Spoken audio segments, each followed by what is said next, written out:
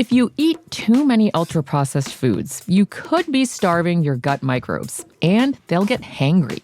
That's one of many things I learned after working on a new audio course about the gut microbiome. You can learn how to keep your gut happy by listening to Try This from the Washington Post. I'm Christina Quinn. I host Try This. Dig in with me on practical advice for life's common challenges.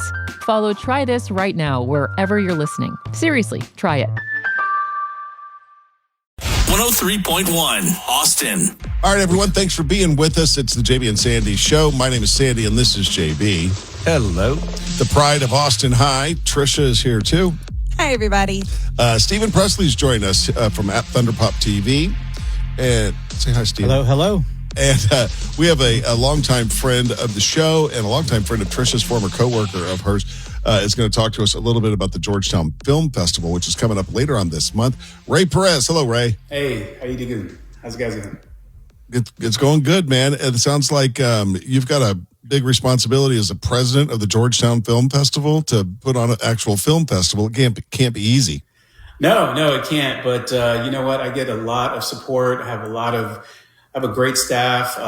We've really brought the community together to help us put this festival on. So a lot of support from a lot of vendors and a lot of businesses in the area. So it's going to be a good time for sure. Ray, before we get into the details of it, I'm dying to hear it. I grew up in Georgetown, and I can't believe what a fancy town it is now. It is. It's really mind-boggling. I was just up there recently, and I was like, wow, it was not like that when I was growing up in the 80s. The way I described to people what it was like growing up there, I said it was like Friday Night Lights, except they weren't good at football. Everything else was the same. They are now, though. Are they? Yeah, I know. They're just everything's so legit there. Yeah. But I also have the theory that, and I kind of stole this from John Hughes, the filmmaker, is that you're supposed to hate where you grew up, no matter where it is. That's just a natural thing. And then when you get older, you go, oh, maybe it wasn't so bad. Yeah. Right? And now it's a whole different town. Town's on fire. This is great. Yeah, no, it is. It's grown a lot. It continues to grow. I don't know the last time you've been up here, but there's so much to do. The square is incredible. The square is just growing, and there's so many things to do, honestly. And there's a lot of new businesses coming in now. I mean, everybody wants to be on the square, which is why we have our festival there at the Doug Smith Center. I don't know if you're familiar with Doug Smith. It's fairly new, a couple of years old. I think they built that during COVID, but it's part of the Georgetown. It's part of the Georgetown Palace Theater. So tell us a little bit about what people can expect at the theater. At the festival. What kind of films are you showing? I know it's a one-day festival, correct? Yes, sir. It is a one-day festival. It's just our way of celebrating the independent filmmaker.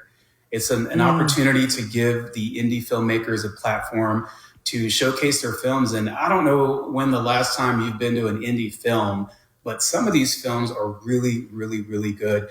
And a lot of the films that we have in our festival, I mean, we have films from all over the world. We have films from Italy, Croatia, Spain, Germany, Poland, you name it. I mean, we've had a lot of filmmakers submit, but believe it or not, around here in Texas, Austin, Houston, Dallas, I mean, we are getting some really, really great films. And actually, one of the films that we're screening in this year is from a filmmaker that's local to Georgetown as well, Tyler Mann. He has a really great film that we're going to showcase, and it's a narrative feature. And it's a combination of narrative features, narrative shorts, student features, student shorts, documentary features. I mean, we really try to expand what we're able to show to the public. And it's just an opportunity to come and see some really great, hardworking indie films. Stephen, I see you there shaking your head when Ray mentions independent film. Yeah, and it's been such a tough time for cinema, but independent cinema has also taken a hit in recent years. We lost one of our art house theaters here in Austin, the Arbor, just due to COVID. So it's great that you're doing this festival and providing a platform, a forum for people that are independent filmmakers to have their work seen. I would love it if this was kind of spun off, and Georgetown would get its own maybe art house theater year round. Yeah. Showing these movies, just planting the seed there. That's a good point. Growing up there, they could not keep that one theater on the square open. it was open, it was closed, it was open, it was back and forth, but not torn down because it's a historic building, luckily. But how do you accommodate all the screening? Well, the Doug Smith has one really large theater room. I mean, the Doug Smith Center has classrooms for education, classrooms for dance studios, but it has one large theater, and it's I believe capacity 175. So it's a pretty big theater. It's really nice. It's not like the Georgetown Palace, which is an older building, but very historic.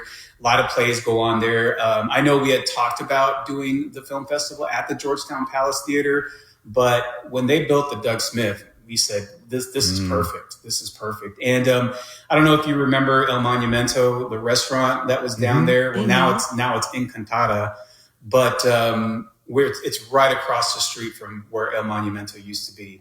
And parking can be a little bit of a pain, but honestly, they built some parking garages. They're building a brand new parking garage. I don't think it's going to be open by the time the festival comes around. But yeah, I mean, there's just a lot of opportunity. And Stephen, you're right. I mean, it would be great to have our own place to do, to showcase indie features and indie films. And maybe that's, in the horizon. I think that's something we did talk about that. We actually have teamed up with Parks and Rec to be able to show films in the park during their during their Sunset movie series. And that's something they're excited about doing with us. So yeah, there's opportunity. It's just a matter of us really going after it. And that's when I came on as president. I talked with our staff, and I said we got to get involved with everybody around here, because I feel like people want this. It's just a matter of let's just do it. Ray Perez is our guest. We're talking about the Georgetown Film Festival coming up on September the 27th. It's a one-day festival. Get more information at gtxfilm.org. Tricia, you got something for Ray? He's your old boyfriend, isn't he? Ray and I did not date. We were good friends when we worked together. Yeah. I called him RP. He called me CLT. Do you want to know what CLT stood for? Not really. Oh, come on. Let me tell you. Cool like T. Cool. It was very, cool like Tricia. We all wanted to be CLT. All of us. Yeah, sure. Ray, literally, truly, one of the nicest people I have ever known. I remember working there and just having so much fun working with you. Yeah, same here. I mean, it was a blast. We had a good time. Yeah.